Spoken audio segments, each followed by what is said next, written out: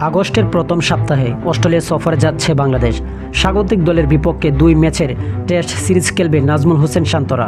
ওই সিরিজের সামনে রেখে ক্রিকেট অস্ট্রেলিয়া শক্তিশালী দল ঘোষণা করলেও বাংলাদেশকে যেতে হচ্ছে অনেকটা ব্যাকআপ টিম নেই। বেশ কয়েকজন তারকা ক্রিকেটার চোট এর অন্যতম কারণ।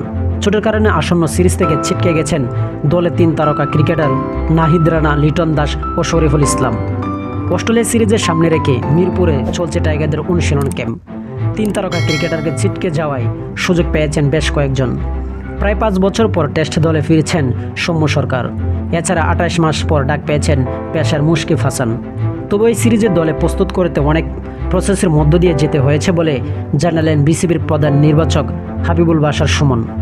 আজ সোমবার মিরপুর সংবাদ সম্মেলনে হাবিবুল বাশার সুমন বলেছিলেন, চোটের কারণে যে অবস্থা হয়েছে এটা খুবই চ্যালেঞ্জিং। শেষ মুহূর্তে পর্যন্ত অপেক্ষা করতে হয়েছে, অনেক প্রসেসের মধ্য দিয়েও যেতে হয়েছে। কেউ 2টো টেস্ট না পারুক, একটা টেস্ট যদি পারে, মেন প্লেয়ার যারা আছে সেটার জন্য অপেক্ষা করছি। আমরা দল দিতে চেয়েছিলাম সপ্তাহখানেক আগে, যে 3টা ফরম্যাটে দল করি, টেস্টের সবচেয়ে সেটেল টিম গত কয়েক সিরিজ ধরে ভালোই করছে। ওই সিরিজ নিয়ে সবাই এক্সাইটেড ছিলাম।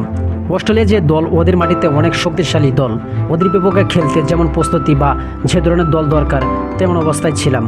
হাবিবুল বাশার আশা যে দল ঘোষণা করা হয়েছে সেই দল নিয়ে ভালো করার।